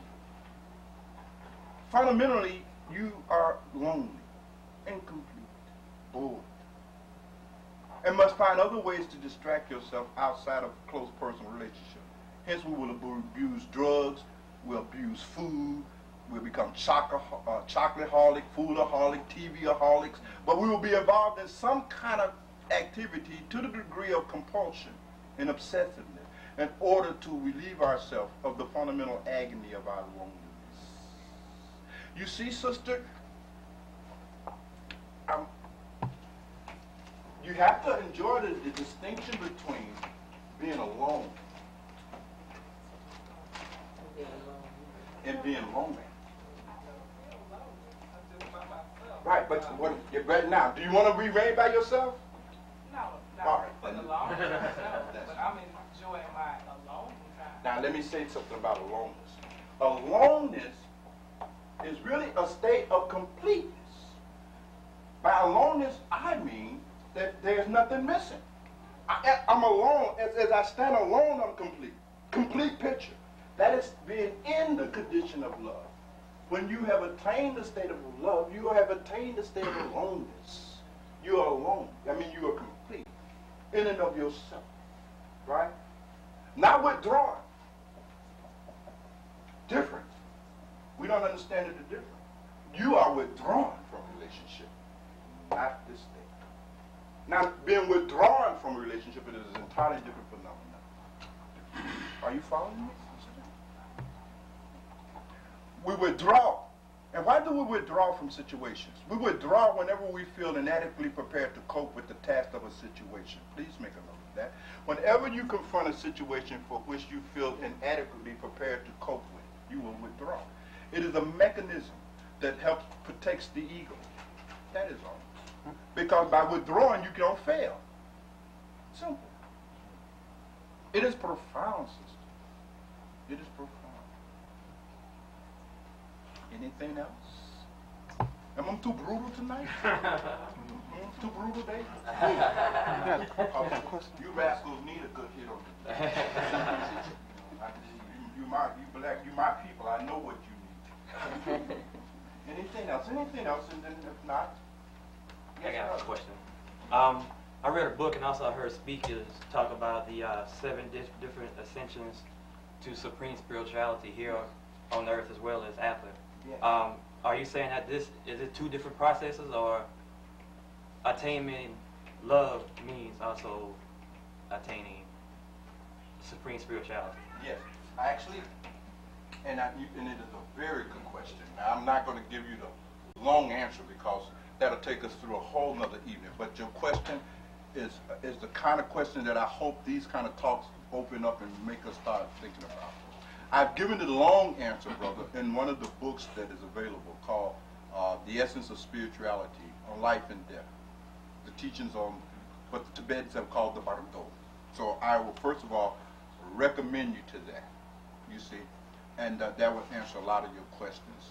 If you can't get the book, excerpts are on the website. I will also recommend you to that, and you can go on the internet and download it at your leisure or read it. And I suppose you can see me afterward, and I'll make sure that you get that information.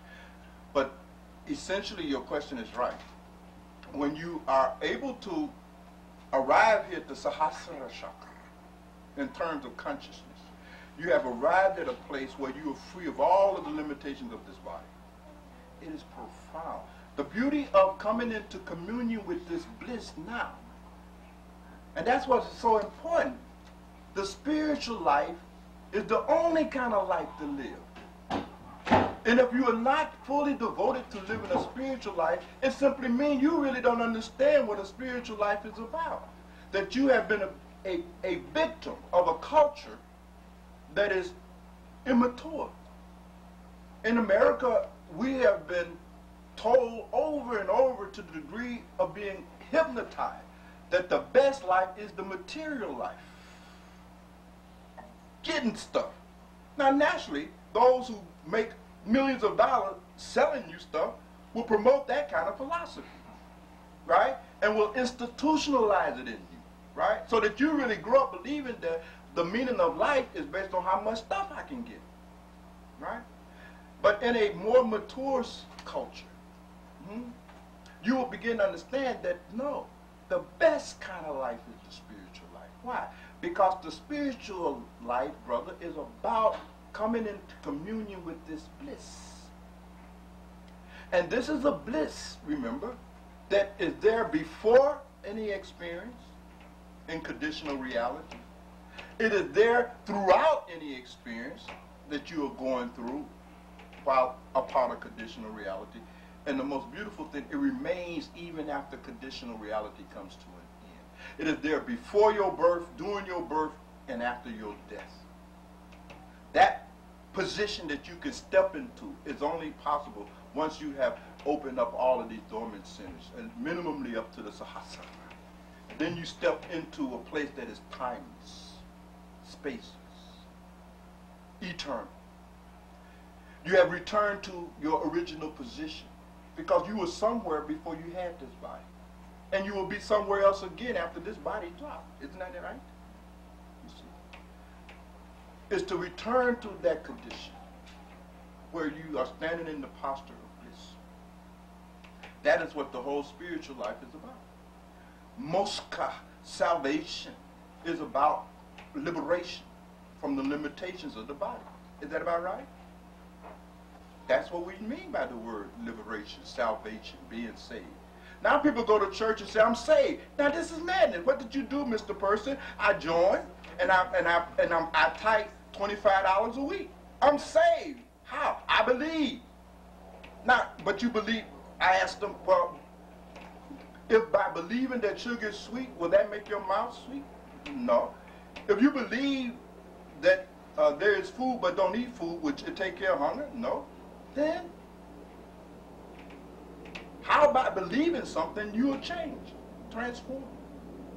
It is a part of the sickness of this culture, where even your religion is just bullshit.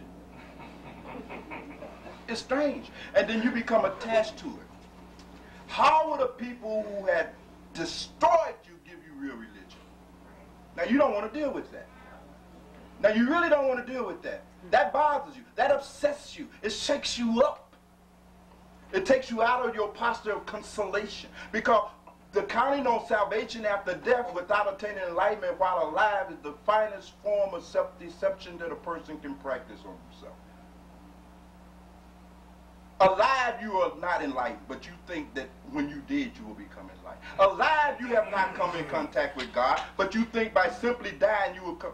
This is a kind of sick, garbage spiritual perspective that you have inherited from being oppressed and made into something almost as low as an animal by the forces of slavery.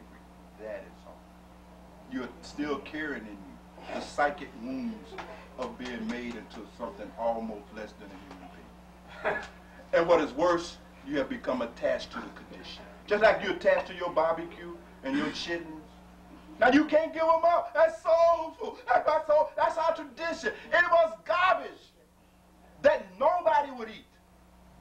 That your forefather had to go and toilet scavenged out in some pit where people shit it in and scrape up some hog maws and some chitlins and eat it to survive, and you glorifying that stuff.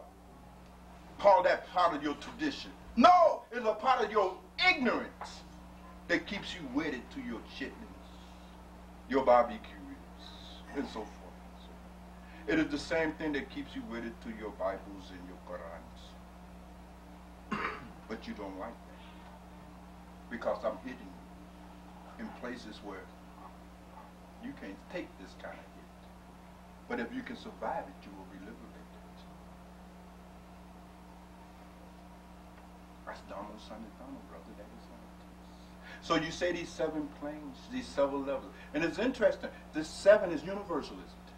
It's not just something I'm talking about in the chakra system, but in Judaism, particularly in the discipline of the Kabbalah, we talk about the Sephiroths, right? In African mysticism, we talk about the 7 major divisions of man. If you study the Metuna Thirds and so forth and so on.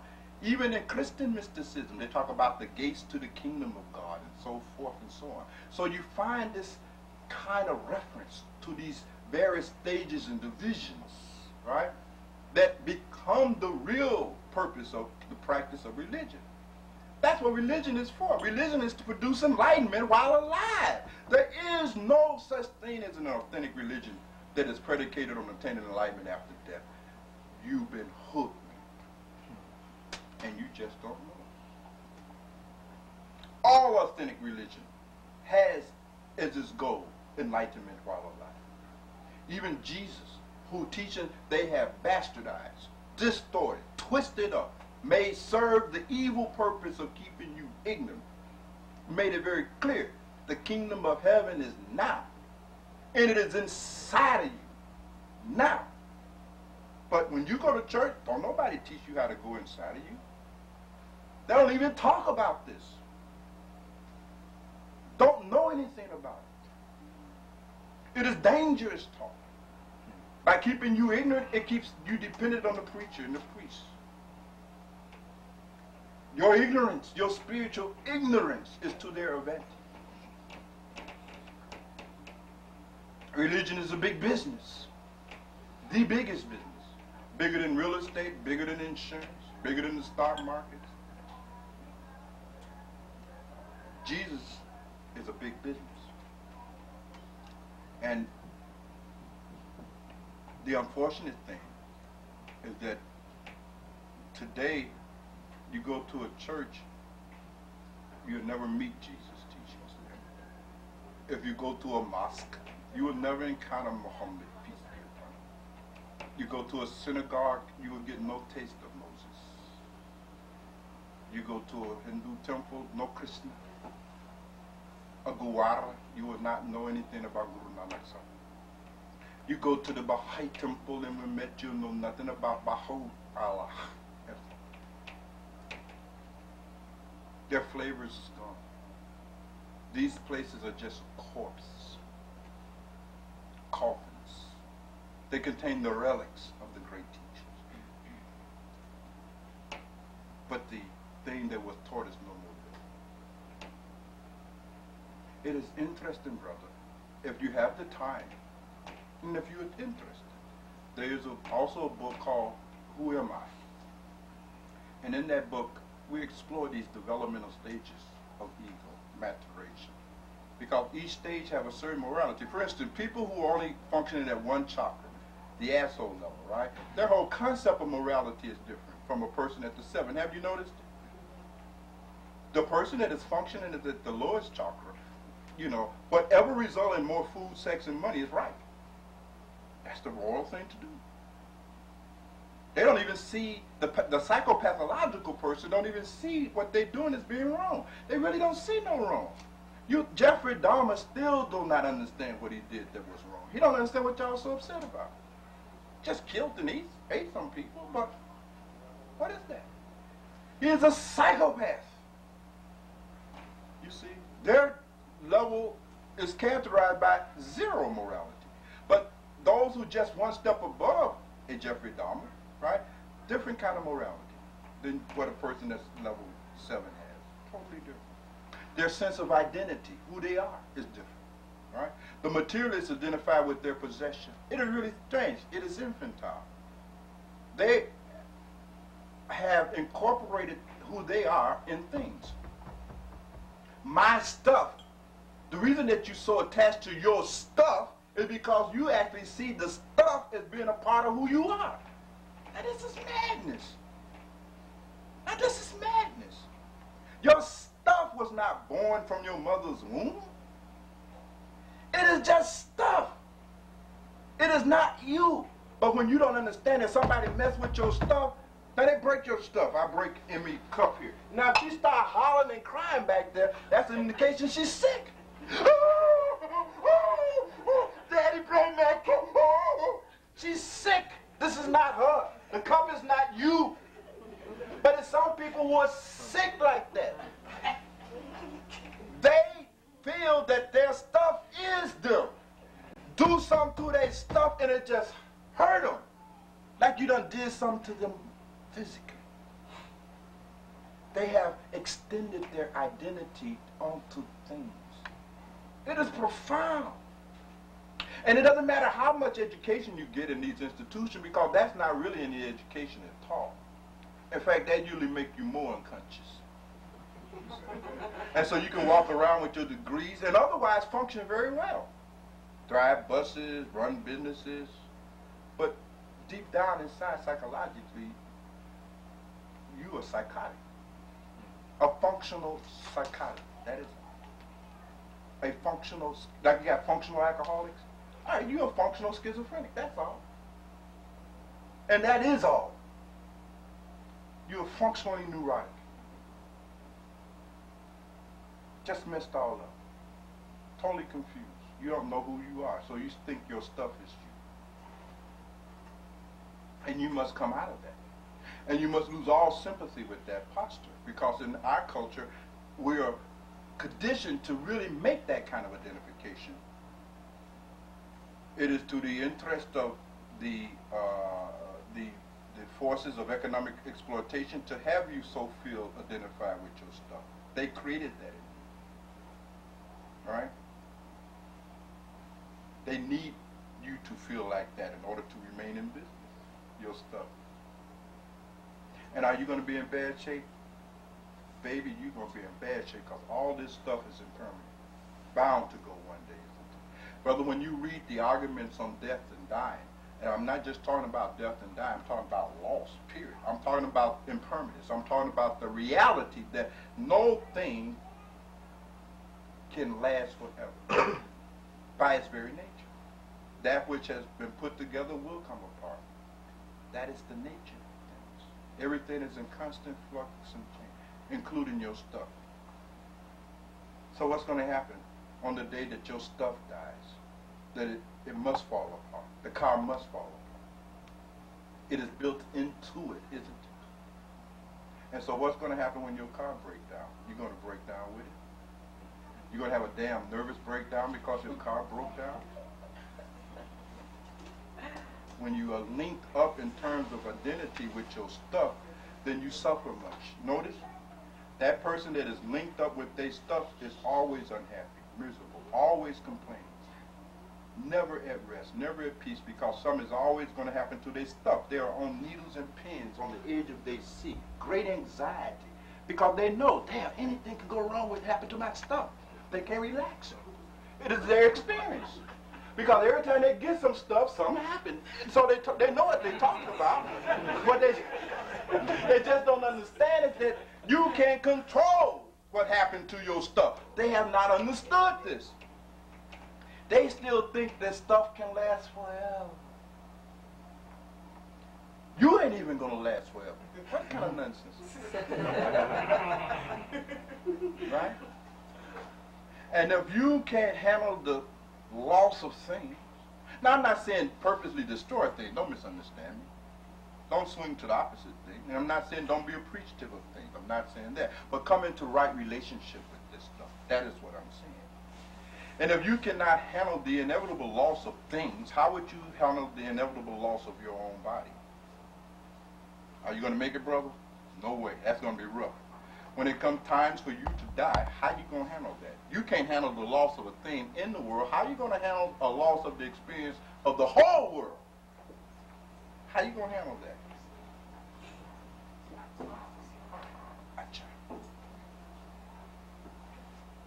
Anything else? If not, we should turn it back over to David Lee for some closing remarks. So I'm at my daughter's house, so kick back. But I understand you have places to go, things to do, and I certainly don't want to interrupt your itineraries today. But I certainly have enjoyed being here with you this evening. And I hope that I will see some of you again from time to time. And we have meetings on the south. How many from the south side? Anybody from the south? Okay, good. We have meetings over at Rainer's over 318 on 71st Street. We have satsang there. Satsang means true association. Well, we do come into a relationship with each other. We're not going to talk about the bulls. We're interested in truth. We're interested in love, truth, and the real deal. That is called satsang. All right? Where it's all right. We don't have to pretend. You see? No more.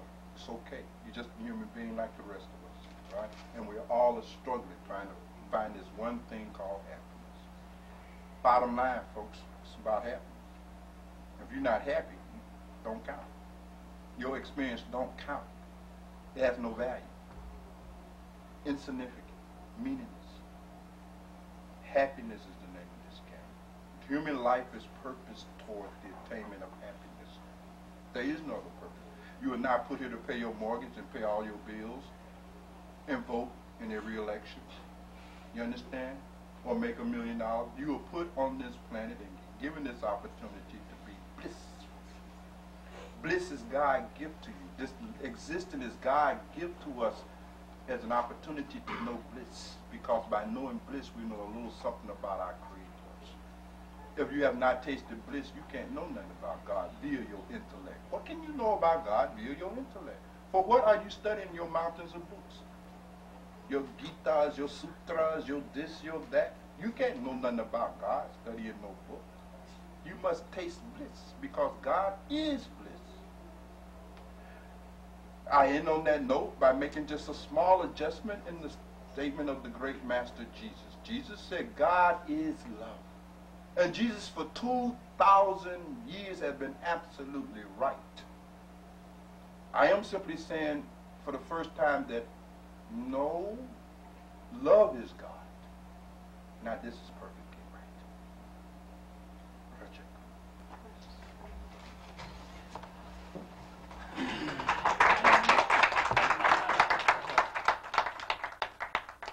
I'll take our moment of silence. Number one, I need to extend an apology to the House of Afrika for the flyers. It's signed off by my name, Sedra Heru, but the truth of the matter is that all the Ravdasis contribute so much in presenting every satsang. So again, the signature should be from the House of Afrika because all of the Ravdasis put so much energy as it relates to the satsangs. So again, all of the Radasi, please forgive me by not signing off the House of Afrika and be so egotistic to sign off with my own name. So please forgive me. Secondly, in which that I need to bear with me, please, just for one more second. Secondly, another apology in which that I need to extend is in terms of approaching several of the Radasi as it relates to their big names. I'm so enthusiastic every time in which that someone is initiated onto the path of Ma'at that immediately I want everyone to take these big names. But I am not the one to throw that name on you. It's Marachi.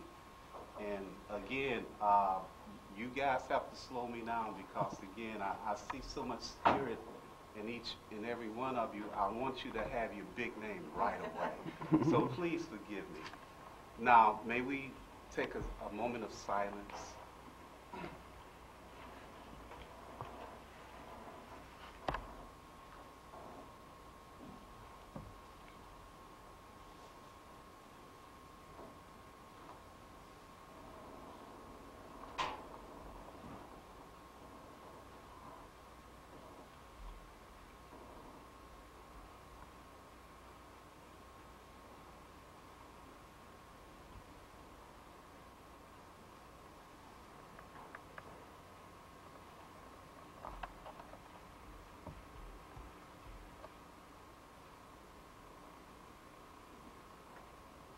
Shikama. I will beg the indulgence of all the Radasis, that the male Radasi, which